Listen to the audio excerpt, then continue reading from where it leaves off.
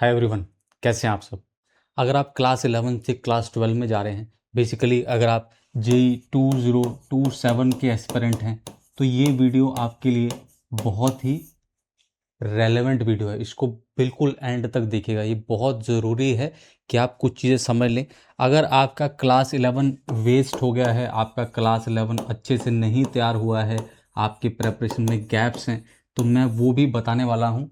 अगर आपका क्लास 11 अच्छे से हो गया है तो हम बेहतर कैसे कर सकते हैं और 12th को मैं वो बात भी करने वाला हूँ। बहुत ही छोटा सा 15 मिनट का वीडियो ये जो है वो बनने वाला है, तो बहुत ध्यान से इसको आप सुनिएगा। सबसे पहले हम बात कर लेते हैं उन बच्चों की जिनका क्लास 11 बहुत बढ़िया से गया है, तो उनको क्या क्या करना चाहिए। ये कुछ बच्चे होंगे, मेरे को पता है ज़्यादा बच्चे वो हैं जिनका वेस्ट हो गया, कोई बात नहीं है, आपके बारे में भी बात करेंगे। अगर आपका क्लास 11 बढ़िया से गया है तो क्लास 12 में आप क्या क्या करिएगा। एक तो आपने जो जो क्लास 11 में किया है, मतलब अच्छे से पढ़े हैं आप, डेफिनेटली वो टाइम टेबल, वो स्टडी स्केड्यूल, वो सब फॉलो करिएगा। एक चीज़ का आपको और ध्यान देना है कि कम से कम हफ्ते में शुरुआत में जब शुरू कर रहे हैं 12, तो कम से कम 2 दिन जो है ना, वो आप रखिएगा 11th की रिवीजन के लिए, 11th की प्रॉब्लम सॉल्विंग के लिए। ये ज़रूरी है, 11th की प्रॉब्लम सॉल्विंग करना साथ साथ में बहुत ज़रूरी है। नहीं तो क्या है, जो चैप्टर्स आज की डेट में स्ट्रांग है ना, वो कल को जाके स्ट्रांग नहीं रहेंगे, वो आपके लूज आउट हो जाएंगे, आप फाइन पॉइंट्स भूल जाएंगे और फिर वो एक एवरेज लेवल पे चैप्टर रह जाएंगे, अभी भले आपने बहुत अच्छे से तैयारी करी हो। और ये सब सब्जेक्ट्स के लिए वैलिड है, ठीक है। मैं फ़िलहाल वैसे मैथमेटिक्स की बात कर रहा हूँ, मैं यहाँ लिख भी देता हूँ ताकि कोई कन्फ्यूजन ना हो, क्योंकि बाकी सब्जेक्ट से मेरा एरिया ऑफ एक्सपर्टीज़ नहीं है, ठीक है। तो ये आपको 2 दिन जरूर देने हैं और बीच बीच में 11th के मॉक टेस्ट देते रहिएगा, ठीक है। उससे आइडिया लगता रहता है कि हम कहाँ पे स्टैंड कर रहे हैं। ये मोटा मोटा आपको ध्यान रखना है। फिर जब आपका 12th का सिलेबस ख़त्म हो जाएगा, फिर 11th और 12th की आप फुल रिवीजन कर लीजिएगा, कोई टेंशन वाली बात नहीं है। मैं आपको बहुत बहुत बधाई देना चाहता हूँ कि आपने 11th को बहुत बढ़िया से कर लिया है। अब हम आते हैं उन बच्चों की ओर जिनका 11th वेस्ट है, जिनके लिए ये स्पेसिफिकली वीडियो मैंने जो है वो बनाया है। आपको डेफिनेटली क्लास 11 ख़राब हो गया है। अच्छा, इसमें भी 2 कैटेगरी हो सकती हैं। एक ऐसे बच्चे हो सकते हैं जिनकी थ्योरी भी ख़राब है, और जिनके थ्योरी ख़राब है तो बेसिकली प्रैक्टिस भी हमारी ख़राब है। लेकिन इसमें एक बच्चे वो हो सकते हैं जिनकी थ्योरी थोड़ी थोड़ी ठीक है, थ्योरी उन्होंने कवर कर ली है मोटा मोटा, लेकिन प्रैक्टिस नहीं करी है ना, ऐसे बच्चे हमारे साथ हो सकते हैं। तो पहले इनके बारे में बता देता हूँ।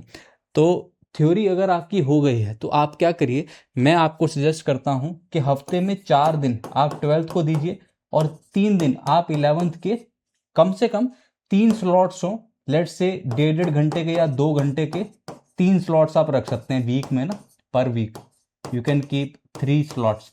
उसमें आप अपने चैप्टर वाइज प्रॉब्लम सॉल्विंग करिए 11th की। और जैसे जैसे आप कोर्स में आगे बढ़ेंगे, फिर आप उस 3 स्लॉट को 2 स्लॉट भी कर सकते हैं, once you get a good hold on your subject, ठीक है, जब आपका 11th वाला पोर्शन हो जाता है तब। बाकी तो कुछ नहीं, लास्ट में जाके आप रिवीजन कर लीजिएगा। आपने थ्योरी कर ली है, फिर भी मतलब ज़्यादा अच्छा तो नहीं हुआ उनके जितना, बट फिर भी बिल्कुल ख़राब नहीं है। एटलीस्ट आपकी थ्योरी कवर्ड है और अब आपको केवल प्रॉब्लम सॉल्विंग करनी है, तो that I think you can definitely manage. अब बात आ जाती है उन बच्चों की जिन्होंने अभी तक थ्योरी भी नहीं करी है और प्रैक्टिस भी नहीं करी है। इन पे भी मैं वापस आऊँगा। अगर आपकी थ्योरी और प्रैक्टिस रहती है तो सबसे बड़ा सवाल आपका क्या है। मान लीजिए मिड अप्रैल में आपका 12th का जो कोर्स है वो आप स्टार्ट कर रहे हैं। ऐसा हो सकता है ना कि मिड अप्रैल में आपका जो 12th का कोर्स है वो स्टार्ट होने वाला हो। तो अगर मिड अप्रैल में आपका कोर्स स्टार्ट होगा तो 12th का, तो फिर आपकी ये दुविधा बन जाएगी कि मैं 12th कवर करूं या फिर मैं 11th शुरू करूं। तो ये एक बड़ा सवाल है, ठीक है। तो सबसे पहले 11th के चक्कर में 12th मत छोड़ दीजिएगा। कहते सर बिना 11th के 12th कैसे शुरू करेंगे, तो एक 11th के प्री रिक्विजिट्स का क्लास मैंने रख दिया है जो कि आपको चैनल पे दिख रहा होगा। तो अगर ये वीडियो उसके पहले आए तो क्लास लाइव अटेंड कर लीजिएगा, और अगर ये क्लास के बाद आए वीडियो तो फिर क्लास को रिकॉर्डिंग में देख लीजिएगा, ठीक है। लेकिन क्लास है एक, तो उसमें मैं 11th के वो सारे प्री रिक्विजिट्स कवर कर दूंगा जो हमें 12th क्लास में यूज़ होंगे। तो एक तो आप वो कर लीजिए। फिर जब आप ट्वेल्थ क्लास में जाइएगा ना, तो ट्वेल्थ क्लास में जाने के बाद आपको क्या करना है, आपको साथ साथ में 11th को कवर करना है, ठीक है। साथ साथ में आपको 11th जो है वो करनी पड़ेगी।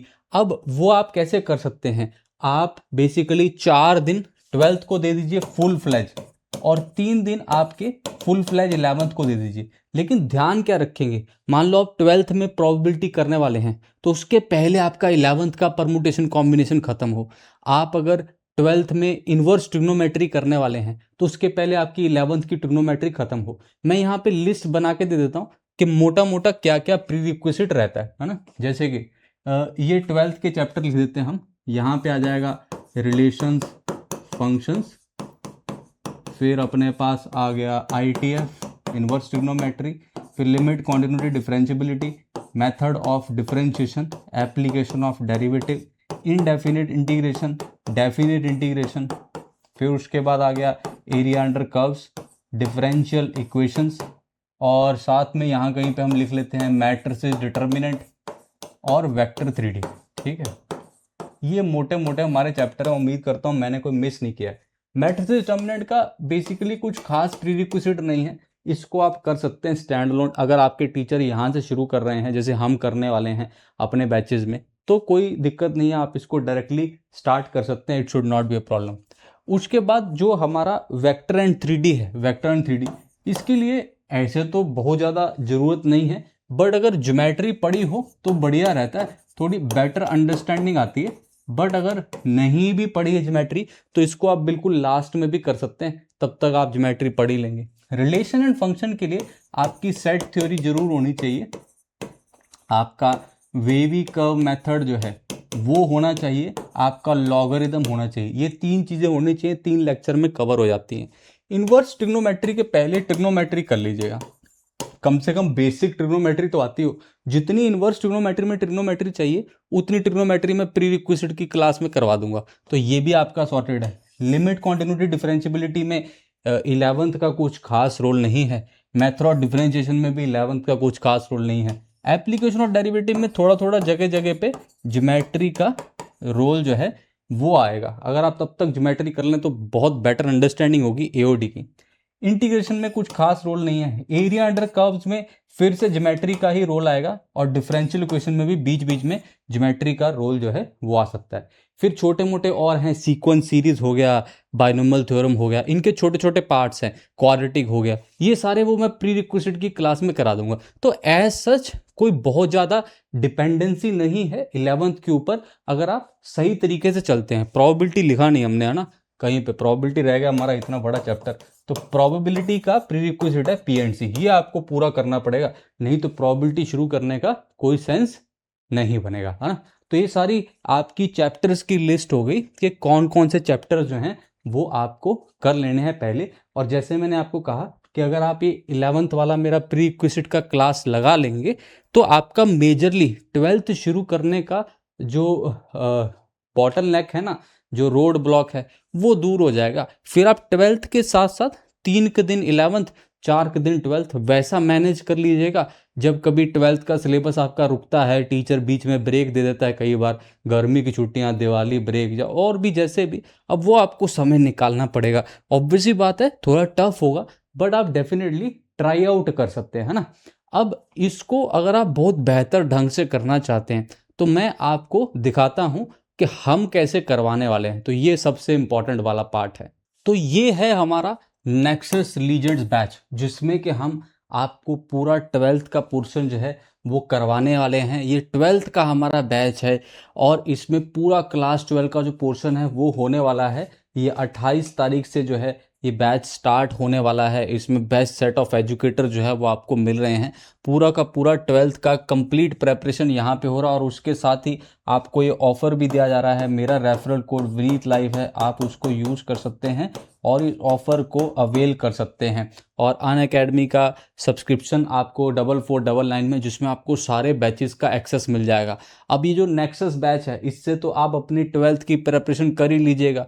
और जो 11th वाला पोर्शन है वो हमारे किसी भी 11th के बैच से या ड्रॉपर के बैच से आप लाइव या रिकॉर्डिंग में उसको कवर कर सकते हैं। वो भी जब आप सब्सक्रिप्शन लेते हैं ना, तो सब चीज़ का एक्सेस मिलता है आपको। तो जैसे 12th आपने ये डिटेल वे में यहाँ से कवर कर लिया और 11th लेट से आपने ड्रॉपर के पेज पे कवर कर लिया, तो थोड़ा जल्दी भी कवर हो जाएगा। तो आप 11th के मैथ्स के लिए मेरा ड्रॉपर का बैच है, वो भी 19 तारीख को शुरू हुआ है, 19 को अभी उसमें बेसिक चल रहा है। तो आप अभी ज्वाइन करिएगा तो कोई टेंशन वाली बात नहीं है, तो वो आप वहाँ से कर लीजिएगा। इस तरह से आप 11th और 12th दोनों को चला सकेंगे। और अगर आपका 11th पहले से बढ़िया है जैसे मैंने बताया है, तो फिर सीधा सीधा 12th के लिए आपके पास ये बेस्ट बैच है, जिसको कि आप यहाँ पे चूज कर सकते हैं। और अगर आपको प्रैक्टिस करनी है 11th की, तो 11th के प्रैक्टिस आप साइड बाय साइड कर लीजिए, और 12th हमारे साथ इस पर्टिकुलर बैच से आप डेफिनेटली शुरू कर सकते हैं। तो हम सबको इनवाइट करेंगे, आप अपने दोस्तों को भी बताइए और इस बैच में हमारे साथ जुड़िए। 28 मार्च को बहुत ही बढ़िया तरीके से चलने वाला है। शुरू में हम 11th की रिवीजन भी करवाने वाले हैं 10-15 दिन, और फिर मिड अप्रैल से हम 12th को स्टार्ट कर देंगे। 12th के सिलेबस को स्टार्ट कर दिया जाएगा मिड अप्रैल से। सो आप अभी अगर जुड़ेंगे 28 से, तो 10-15 दिन आपकी 11th की रिवीजन भी हो जाएगी प्रॉब्लम्स के माध्यम से, और उसके बाद हम 12th के पोर्शन को स्टार्ट करेंगे। ठीक है, तो बैच में मिलते हैं। बहुत बहुत धन्यवाद आपका वीडियो देखने के लिए। Do hit the like button.